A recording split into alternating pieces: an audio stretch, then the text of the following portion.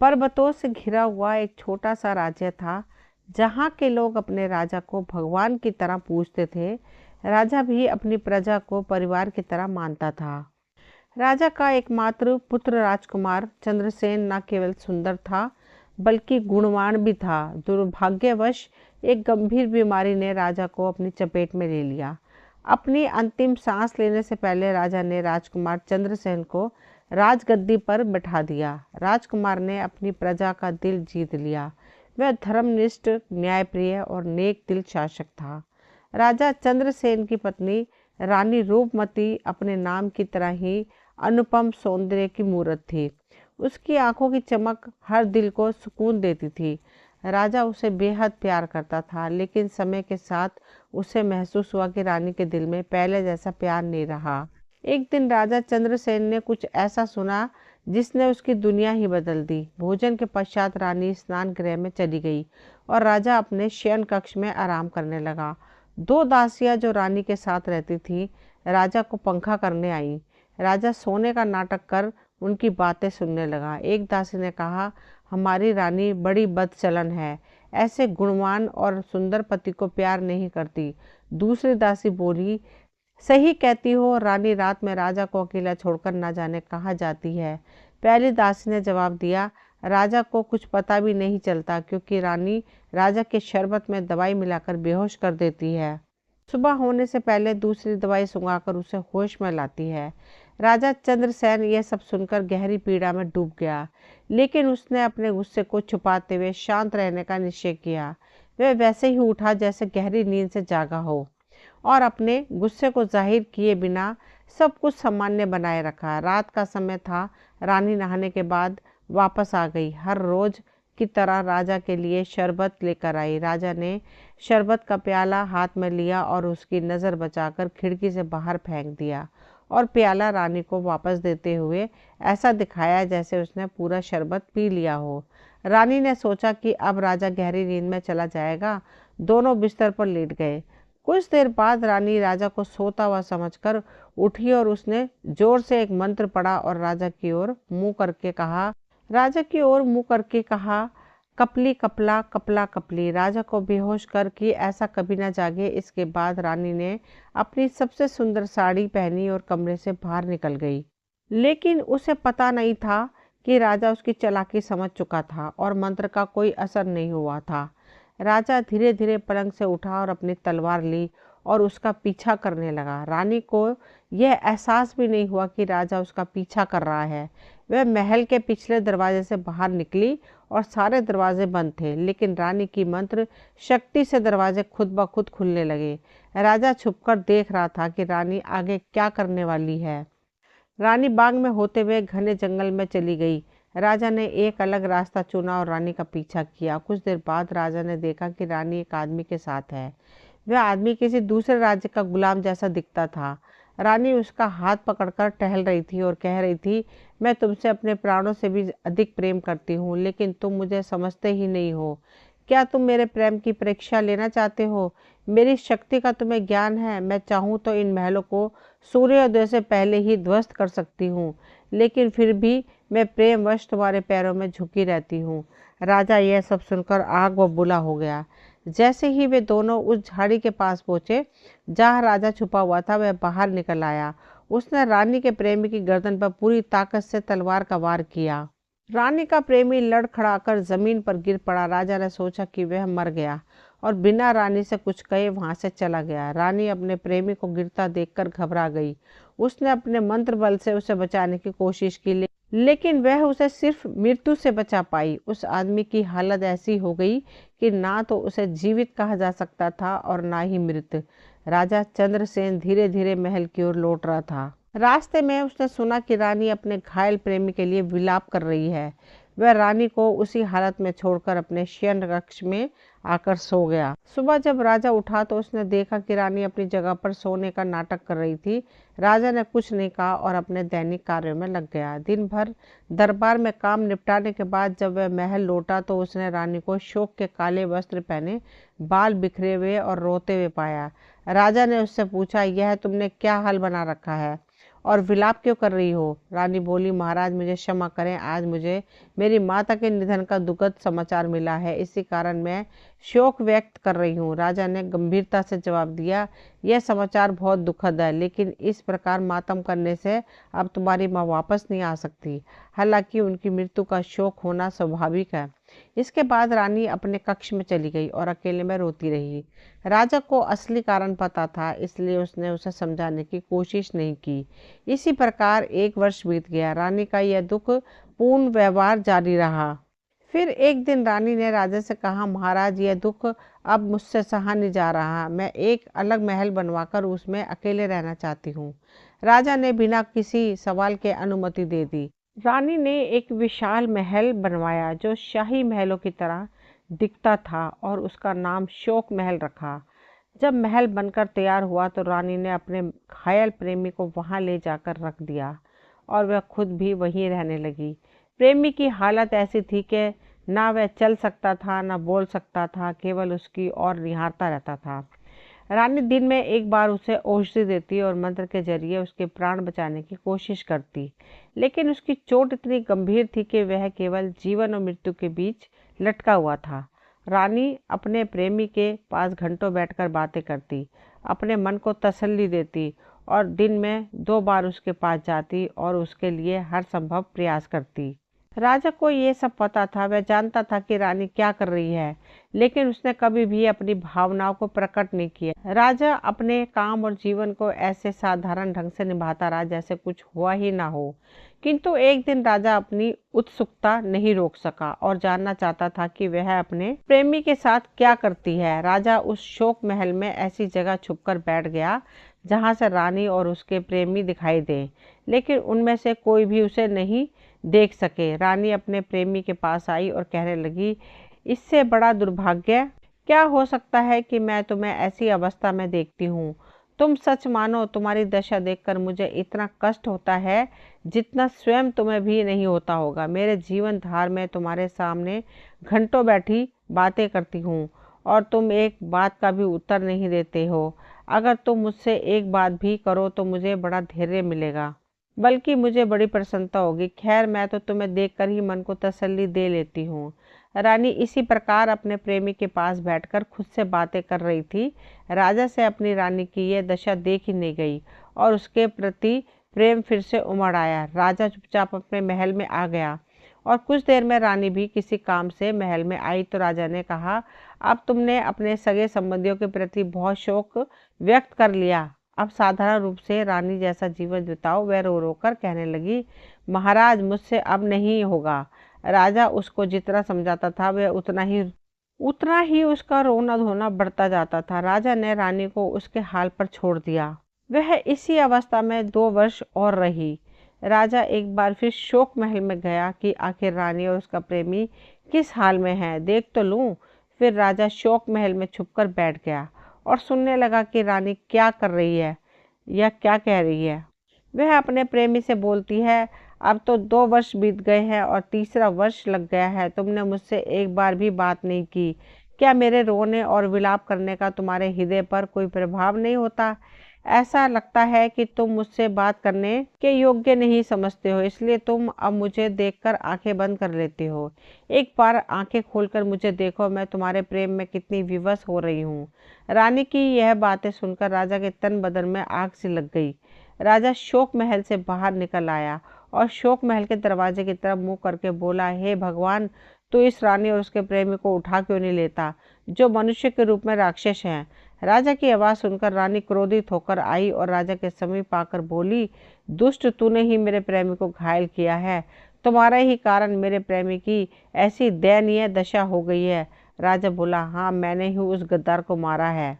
वह इसी लायक है और तू भी इस धरती पर रहने लायक नहीं है। तूने मेरी सारी इज्जत मिट्टी में मिला दी। यह कहकर राजा ने तलवार खींच ली और चाहा कि रानी की हत्या कर दे, किंतु उसने कुछ ऐसा जादू किया कि राजा का हाथ उठ ही नहीं सका। राजा को बिल्कुल समझ नहीं आ रहा था कि उसके साथ क्या हो रहा है। फिर उसने मंत्र पढ़ना आरंभ किया, कपली कपला कपला कपली, राजा का आधा शरीर पत्थर का बन जाए। उसके यह कहते ही राजा का कमर से नीचे का आधा शरीर पत्थर का बन गया। अर्थात राजा ना तो जीवित लोगों में रहा और न ही मृत लोगों में। फिर रानी ने उसे उठाकर शोक महल में एक जगह लाकर रख दिया। रानी ने राज्य को नदी में बदल दिया और वहाँ के सभी लोगों को अपने जादू से मछली बना दिया। उस रानी ने 4 पहाड़ियाँ बनाकर नदी के चारों ओर स्थापित कर दी और राजा के राज्य को बर्बाद करके और उसको आधा पत्थर का बनाकर भी उसका क्रोध शांत नहीं हुआ। वह राजा के पास रोज आती थी और उसकी पीठ पर 100 कोड़े इतने जोर से मारती कि हर चोट पर मानो उसके प्राण निकल जाते। फिर वह पेड़ के बालों की बनी एक चादर उसके कंधे पर डालती। यह चादर वह राजा के सम्मान के लिए नहीं बल्कि पीड़ा पहुंचाने के लिए करती थी और मजाक उड़ाकर कहती, दुष्ट, तू तो इतने बड़े राज्य का राजा है, फिर अपने आप को इस अपमान और दुर्दशा से क्यों नहीं बचाता। राजा ने दोनों हाथों को आकाश की ओर उठाया और बोला, हे भगवान, हे समस्त विश्व के सृजनहार, यदि मेरी प्रसन्नता इसी में है कि मुझ पर इसी प्रकार अन्याय अत्याचार हुआ करे तो मैं इसे भी खुशी से स्वीकार कर लूँगा। मुझे आपकी दयालुता और न्यायप्रियता से पूर्ण आशा है कि आप एक ना एक दिन मुझे इस दुख से अवश्य मुक्ति दिलाएंगे। जब एक दिन एक दूर देश के राजा मोहनपाल को यह सारी कहानी पता चली तो उसे बड़ा दुख हुआ और वह विचार करने लगा कि इस निर्दोष राजा का दुख कैसे दूर किया जाए और उसकी दुष्ट रानी को कैसे दंड दिया जाए। फिर एक दिन रात के समय मोहनपाल शोक महल में घुस गया और उस राजा के पास पहुंचा।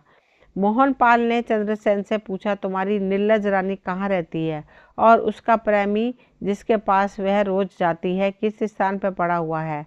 राजा चंद्रसेन ने उससे कहा कि वह शोक महल के 5वें कमरे में है और उस कमरे का एक रास्ता इस कमरे के नीचे से होकर भी जाता है जहाँ इस समय हम लोग हैं। पाल ने पूछा, रानी कहाँ रहती है? चंद्रसेन ने कहा, रानी कहाँ रहती है इस बात का मुझे पता नहीं है, लेकिन प्रतिदिन प्रातःकाल वे मेरे पास मुझे दंड देने के लिए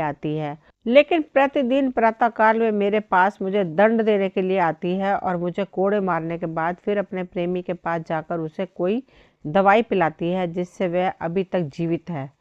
मोहनपाल ने कहा, तुम ज्यादा चिंता मत करो दोस्त, मैं तुम्हारे दुख के निवारण का भरसक प्रयास करूंगा। इसके बाद मोहनपाल उसी कक्ष में सो गया। क्योंकि रात का समय हो गया था, बेचारा चंद्रसेन उसी प्रकार बैठा रहा और जागता रहा। रानी के जादू ने उसे लेटने और सोने के योग्य भी नहीं रखा था। दूसरे दिन मोहनपाल गुप्त मार्ग से उस कमरे में प्रवेश कर गया जहाँ सैकड़ों स्वर्ण दीपक जल रहे थे और वह स्थान इस तरह से सजा हुआ था कि मोहनपाल को बहुत आश्चर्य हुआ। फिर वह उस स्थान पर गया जहाँ घायल अवस्था में रानी का प्रेमी पड़ा हुआ था।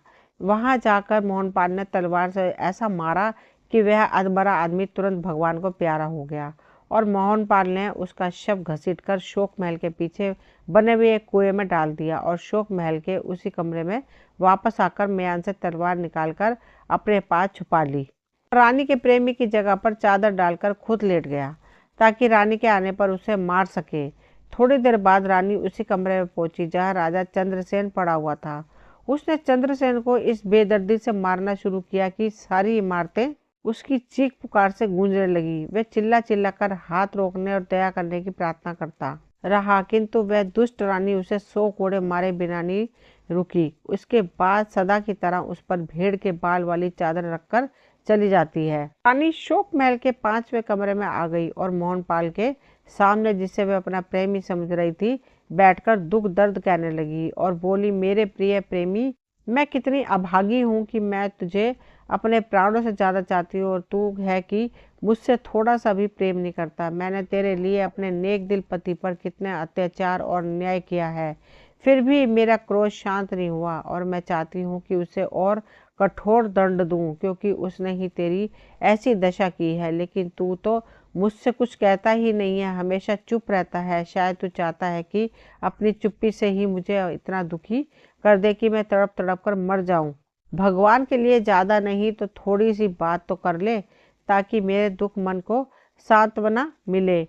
मोहनलाल ऊंचे स्वर में बोला, मेरी इस दशा का कारण तुम ही हो। रानी को यह सुनकर आश्चर्य हुआ क्योंकि प्रेमी के मुख से रानी के लिए कुछ भी सुनना मानो सपना सा हो गया था। वह बोली, प्रिय, सचमुच तू बोला था कि मुझे भ्रम हुआ है। मोहनपाल ने फिर कहा, तुम इस योग्य नहीं हो कि मैं तुमसे बात करूं या तुम्हारे किसी प्रश्न का उत्तर दूं। रानी बोली, प्राण प्रिय, मुझसे ऐसा क्या अपराध हुआ जो तुम ऐसा कह रहे हो? राजा मोहनपाल ने कहा, तुम बहुत जिद्दी हो, किसी की बात नहीं सुनती हो, इसलिए मैंने कुछ नहीं कहा। अब पूछती हो तो कहता हूँ कि तुम्हारे पति के दिन रात चिल्लाने से मेरी नींद हराम हो गई थी। अगर उसकी चीख पुकार ना होती तो मैं कब का अच्छा हो गया होता और खूब बातचीत कर पाता। लेकिन तुमने एक तो उसे आधा पत्थर का बना दिया और फिर उसे रोज इतना मारती हो कि वह कभी सो नहीं पाता और दिन रात रोया करता है और मेरी नींद भी नहीं लगने देती हो। अब तुम खुद ही बताओ, तुझसे क्या बोलूं और क्या बात करूं? रानी ने कहा, क्या तुम ये चाहते हो कि मैं उसे मारना बंद कर दूं और उसे पहले जैसी स्थिति में ला दूं? तो ठीक है, अगर तुम्हारी खुशी इसी में है तो मैं अभी उसे ठीक कर सकती हूँ। राजा मोहनपाल ने कहा, मैं सचमुच यही चाहता हूँ कि तुम इसी समय जाकर उसे दुख से पूरी तरह छुटकारा दे दो, ताकि उसकी चीख पुकार से मेरे आराम में विघ्न न पड़े। रानी ने एक कक्ष में जाकर एक प्याले में पानी लिया और उस पर कुछ मंत्र फूका। वह उबलने लगा। फिर वह उस कक्ष में गई जहाँ राजा चंद्रसेन कैद किया हुआ था और उस पर वह पानी छिड़क कर बोली, कपली कपला कपला कपली, अपना पूर्व रूप प्राप्त कर ले। रानी के इतना कहते ही चंद्रसेन अपने असली रूप में आ गया और प्रसन्न होकर उठ खड़ा हुआ। रानी ने कहा, पतिदेव, मैं तुमसे बहुत दुखी हूँ। तू खैरियत चाहता है तो फौरन यहाँ से भाग जा, फिर कभी यहाँ आया तो तुम्हारे खेल खत्म कर दूंगी। चंद्रसेन चुपचाप निकल गया और एक इमारत में छुपकर देखने लगा कि क्या होता है। रानी वहां से फिर अपने प्रेमी के पास आई और बोली, जो तू चाहते था वह मैंने कर दिया। अब तुम उठकर बैठो जिससे मुझे चैन मिले। राजा मोहनपाल ऊंचे स्वर में बोला, तुमने जो कुछ किया उससे मुझे राहत तो मिली है, लेकिन पूरा आराम नहीं मिला है। तुम्हारा अत्याचार अभी पूरी तरह से खत्म नहीं हुआ है और मैं अभी पूरा अच्छा नहीं हुआ हूँ। तुमने सारे राज्य को नदी में परिवर्तित कर दिया है और उसके निवासियों को मछली बना दिया है और हर रोज आधी रात को सारी मछलियां पानी से सिर निकालकर हम दोनों को कोसती रहती है। इसी कारण मैं निरोग नहीं हो पाता था। तुम पहले शहर और उसके निवासियों को पहले जैसा कर दो, फिर मुझसे बात करो। यह कहने के बाद तुम मुझे सहारा देकर उठाना। रानी इस बात पर भी तुरंत राजी हो गई। वह नदी के किनारे गई और थोड़ा सा मंत्रित जल उस नदी पर छिड़क दिया, जिससे वे सारी मछली नर नारी बन गई और नदी की जगह सड़कों, मकानों और दुकानों से भरा नगर बन गया। राजा मोहनपाल के साथ आए दरबारी भी अंगरक्षक, जो उस समय तक अपने नगर नहीं गए थे, इस प्रकार अपने को अपने देश से बहुत दूर एक बिल्कुल नए शहर में देखकर हैरान रह गए। सब कुछ पहले जैसा बनाकर रानी फिर शोक महल में गई और हंसी खुशी से चहकते हुए कहने लगी, प्राण प्रिय, तुम्हारी इच्छा के अनुसार मैंने सब कुछ पहले जैसा कर दिया है ताकि तुम पूर्णतः स्वस्थ हो जाओ। अब तुम उठो और मुझे अपने सीने से लगा लो। राजा मोहनपाल ने दबे स्वर में कहा, मेरे पास आओ। रानी पास गई तो राजा बोला, और पास आओ। रानी उसके बिल्कुल पास गई। राजा ने उछलकर रानी की बाहें जकड़ ली और उसे एक क्षण भी बोलने का लिए नहीं दिया और फिर उसने उस पर इतने जोर से तलवार चलाई कि उसका खेल खत्म हो गया और उसे उसी कुएं में डाल दिया जिसमें उसके प्रेमी फेंका था। फिर वह शोक महल से बाहर निकलकर राजा चंद्रसेन को खोजने लगा। वह भी पास के एक भवन में छिपा हुआ था, उसकी ही प्रतीक्षा कर रहा था। मोहनपाल ने चंद्रसेन से कहा, अब किसी का भी डर नहीं है मित्र, मैंने रानी को ठिकाने लगा दिया है।